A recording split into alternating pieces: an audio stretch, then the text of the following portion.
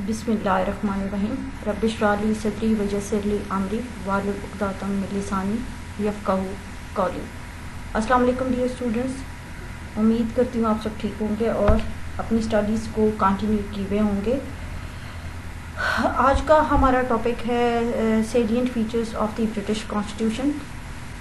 Last lecture में हमने ये कुछ पॉइंट्स को डिस्कस किया था, जैसे old constitution, evolutionary development of the British constitution, फिर ये है कि ये it's an unwritten constitution, flexible है, there is a unitary form of government, there is a bicameral legislature, then again there is a supremacy of the parliament and parliamentary form of government.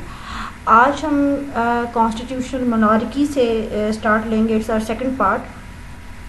और यानी बरतानिया के अंदर क्या है कि दस्तूरी बादशाहत है। पास्ट में क्या था कि there was a absolute monarchy और थ्योरेटिकली स्पीकिंग इख्तिरार जो है वो उनका सचश्मा ताईदार था, बट प्रैक्टिकली बादशाह के पास इख्तियारात जो थे वो बराए नाम थे, यानी he was enjoying the only ceremonial पास, और वो अपने तमाम इख्तियारात अवाम के मुंतखब नुमाइंदों के थ्रू इस्तेमाल करता था। सरबराह ममलिकत की हैसियत से वो अब भी सूरत हाल है कि वो जो अहकामात जारी करता है उन पर किसी वज़ीर के दस्तखत होना ज़रूरी है। गोया बरतानिया में वज़ीर-ए-आज़म और उसकी काबीना हकीकी इक़्तिदार आला, जबकि ताजदार यानी किंग, क्वीन, सॉवरेन वटेवर, तो वो जो है सेरेमोनियल बराए नाम इख्तियारात का के मालिक होते हैं। बरतानिया के प्रोफेसर ओ कहते हैं कि बरतानिया की हुकूमत नज़ाती तौर पर मतलकुल अनान बादशाहत है। हुकूमती तंजीम के अतबार से इसे दस्तूरी बादशाहत कहा जाता है, जबकि अमली तौर पर निज़ाम हुकूमत जमहूरिया है। तो ये वहाँ पे कॉन्स्टिट्यूशनल मोनार्की के हिसाब से है कि वहाँ पे आइनी तौर पे तो बादशाह जो है वो सरबराह हुकूमत भी है, लेकिन अमली तौर पे उसके ये तमाम इख्तियारात जो हैं वहाँ पर वज़ीर-ए-आज़म, काबीना और पार्लियामेंट जो है इस्तेमाल करते हैं। Then there is rule of law, very important aspect of the British political system. वहाँ पर जो है वो कानून की हुक्मरानी पाई जाती है। मशहूर जो माहिर कानून है ज्यूरिस्ट डाइसी कहता है, उसके बकौल there are 3 principles of rule of law. एक तो ये कि नंबर 1, किसी फ़र्द को उस वक्त तक सज़ा नहीं दी जा सकती जब तक कि आम अदालत में उसका जुर्म साबित नहीं हो जाता। फिर कानून की नज़र में मसावी है, यानी all are equal in the eyes of law, no one is above law. आम शहरियों और सरकारी मुलाजमीन पर एक ही तरह का कानून और अदालतें होंगी जिन पर मुकदमा चलाया जा सकता है।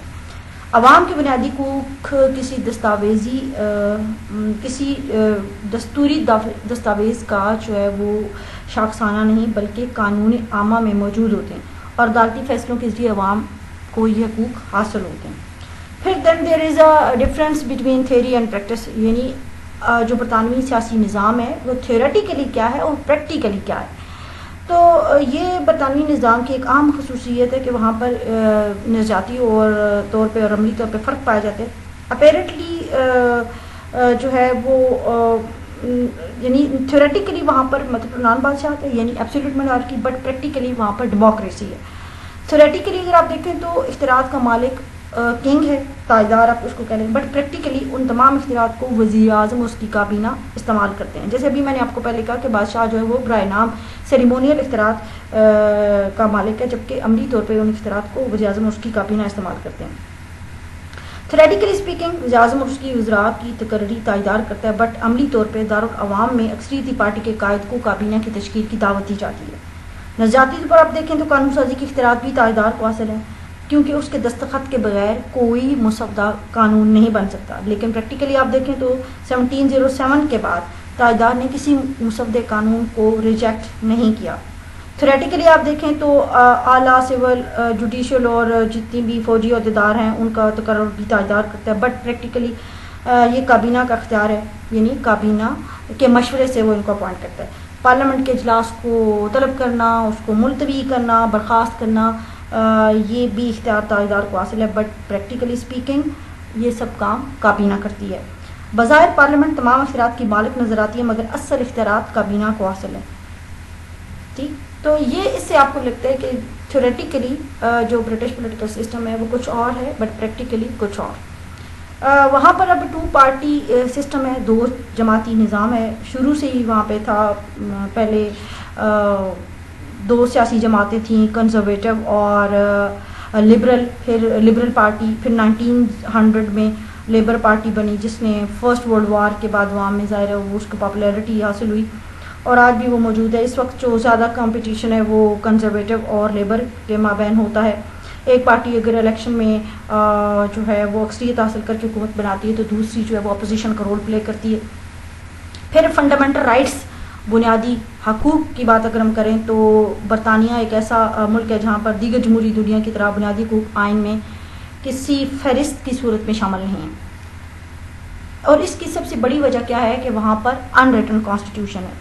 لیکن اس کا مطلب یہ ہرگز نہیں کہ برطانیہ میں عوام کو بنیادی حقوق میسر نہیں. یہاں خدا نخواستہ بنیادی حقوق کی فراہمی میں کوئی کوتاہی کی جا رہی ہے.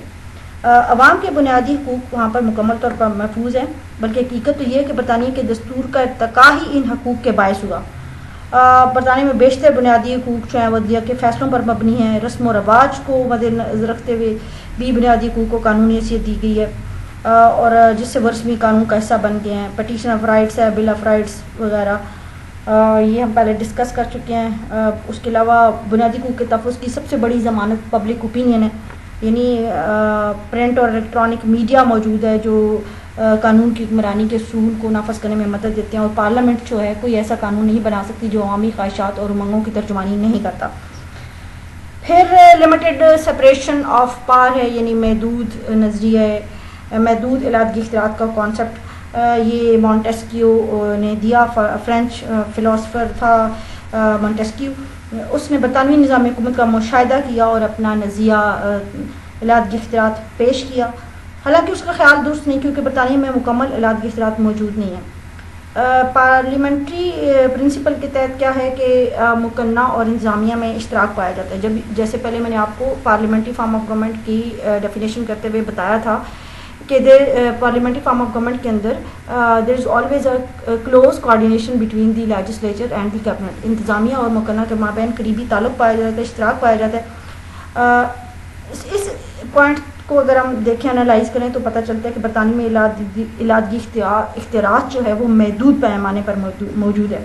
عدلیہ ظاہر ہے وہ انڈیپینڈنٹ ہے، آزاد ہے، خود مختار ہے. ایکٹ آف سیٹلمنٹ کے تحت جوڈیشری کو پروٹیکٹ کیا گیا ہے، وہ انتظامیہ اور پارلیمنٹ کے دباؤ سے آزاد ہو کر اپنا کام کرتی ہے. اگرچہ کابینہ جو ہے that is accountable to the parliament, مگر وہ میجورٹی پارٹی سے ہونے کی وجہ سے وہ اپنی مرضی سے لیجسلیشن کروا سکتی ہے. سو اس حساب سے اگر ہم دیکھیں تو there is a limited separation of power. پھر چیک اینڈ بیلنسز کا نظام ہے، احتساب و توازن کا اصول جو ہے اس کو قائم کیا گیا.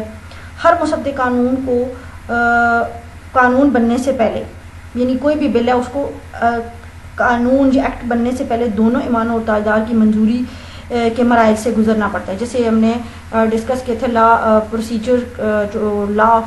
جو پروسیجر آف لا ہے، اس کے تحت میں نے آپ کو بتایا تھا کہ there are 3 readings, first reading, second reading, committee stage, report stage and third reading.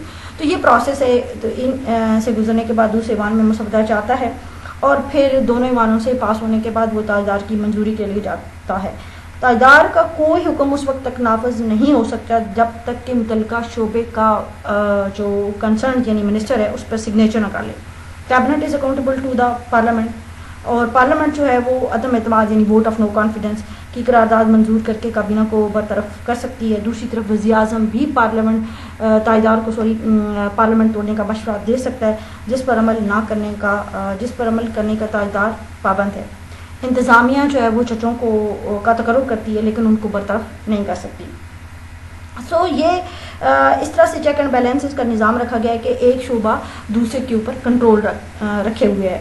Lord Bryce کے الفاظ میں ہے کہ وزارت دارالعوام اور قوم کے خوشگوار توازن میں برطانوی آئین کے خوش اسلوبی سے کام کرنے کا راز پوشیدہ ہے. اب ہے جی respect of democratic values. British political system کو آپ دیکھیں، کانسٹیٹیوشن کو آپ دیکھیں تو آپ کو برطانیہ کے اندر ایک خوبصورت جمہوریت کا نظام نظر آتا ہے. بلکہ اگر ہم یہ کہیں کہ برطانیہ جمہوریت کا اگر گھر ہے تو یہ بھی غلط نہیں ہوگا. اور برطانوی آئین جو ہے وہ جمہوری اقدار کا نمونہ ہے. English people are always in interest of respecting their ideologies, their dogmas, their beliefs. حزب اختلاف جو ہے وہ اکثریت کے فیصلوں کا احترام کرتی ہے، جبکہ اکثریت حزب اختلاف کی تعمیری تنقید کا خیر مقدم کرتی ہے. تاجدار کی حیثیت آف کورس برائے نام ہے. مناسب وقتوں سے وہاں پہ الیکشنز ہوتے ہیں جو کہ ٹرانسپیرنٹ اور فیئر ہوتے ہیں، اور اس میں پولیٹیکل پارٹیز اپنا منشور لے کر آتی ہیں. وہ انڈیپینڈنٹ ہوتی ہیں اپنے منشور کو فلوٹ کرنے میں، پبلک اوپینین کو ڈیولپ کرنے میں، اور وہاں پر پیشنس سے کرٹیسزم کو فیس کیا جاتا ہے. اس سے پتہ چلتا ہے کہ برطانیہ ایک جمہوری ملک ہے جہاں پر جمہوری اقدار کا احترام کیا جاتا ہے، باقاعدہ ایک ڈیولپڈ پولیٹیکل کلچر پایا جاتا ہے وہاں پہ. پھر رسپیکٹ آف کنونشنس، میں نے لاسٹ لیکچر میں بھی آپ کو بتایا کہ وہاں پر برطانیہ کا سیاسی نظام ہے وہ زیادہ تر رواجات پر مبنی ہے، اور وہاں پر رواجات کا احترام کیا جاتا ہے اور ان پر اسی طریقے سے عمل کیا جاتا ہے جس طریقے سے قانون کو فالو کیا جاتا ہے. اگر آئینی رواجات یا روایات سے انحراف کیا جائے تو ایک ایسا خلا پیدا ہو جائے گا جس سے سیاسی اور حکومتی مشینری کو چلانے میں رکاوٹ ملے گی. فار ایگزامپل، اگر تاجدار جو ہے پارلیمنٹ کے بنائے ہوئے قوانین کو بلا تعامل منظور کرنا ترک کر دے اور ان کو مسترد کرنا شروع کر دے تو برطانیہ میں جو سپریمیسی آف دی پارلیمنٹ اس کا جو کانسیپٹ ہے وہ ختم ہو جائے گا اور جمہوریت کے اصولوں کے منافی بادشاہت قائم ہو جائے گی. تو اس لیے وہاں پر جو برطانوی عوام ہیں وہ of course they are conservative, اور وہ اپنے رواجات کے ساتھ جڑے ہوئے ہیں اور ان کا احترام کرتے ہیں اور ان کو فالو کرنا اپنا فرض سمجھتے ہیں. پھر کنزرویٹونیس کی ابھی جیسے میں نے بات کی، آف کورس وہاں پہ برطانوی آئین میں جو ایک ایلیمنٹ آف کنزرویٹونیس ہے وہ پایا جاتا ہے. بادشاہت کا جو موروثی ادارہ ہے وہ آج بھی وہاں پر قائم ہے. اس طرح سے دارالمرا بھی موجود ہے جو موروثی ہے اور نامزدگی کے اصولوں پر مبنی ہے. دنیا بھر میں آج کل جو ہے وہ الیکشن کا طریقہ کار اپنایا جاتا ہے. ہمارے ہاں سینٹ ہے وہ اس کا الیکشن ہوتا ہے، امریکہ میں سینٹ ہے اس کا الیکشن ہوتا ہے، لیکن برطانیہ میں آج بھی لوگ جو ہیں وہ تاجدار کا احترام کرتے ہیں اور ایوان بالا کو اسی شکل میں دیکھنا چاہتے ہیں. اور اوگر سنگھ کے الفاظ میں کہ انگریز جو ہیں وہ انقلاب میں بھی قدامت پسند ہے. تو اس سے پتہ چلتا ہے کہ وہ کنزرویٹو ہیں، اپنے ویلیوز کو، اپنے اقدار کو، اپنے اداروں سے وہ جڑے ہوئے ہیں، ان کو قائم رکھنا چاہتے ہیں. جس طرح سے مونارکی کا ادارہ ہے اس کے حوالے سے بھی کافی باتیں کی جاتی ہیں کہ جی it's a heavy burden on the national exchequer, اس کو ختم ہونا چاہیے. بٹ انگریز جو ہیں وہ قدامت پسند اپنے اداروں کے ساتھ جڑے ہوئے ہیں اور ان کو قائم رکھنا چاہتے ہیں. یہ تو تھی ہمارے برٹش کانسٹیٹیوشن کی مین فیچرز جن کو ہم نے ڈسکس کیا تھا. کنکلوژن میں یہی کہوں گی کہ British constitution is a unique and an exemplary constitution in terms of free and fair elections, parliamentary supremacy, rule of law, fundamental rights, and it's a great source of inspiration for all the other constitutions throughout the globe. Thank you. آج ہم یہاں ختم کرتے ہیں. God bless you. Pakistan زندہ باد. اللہ حافظ.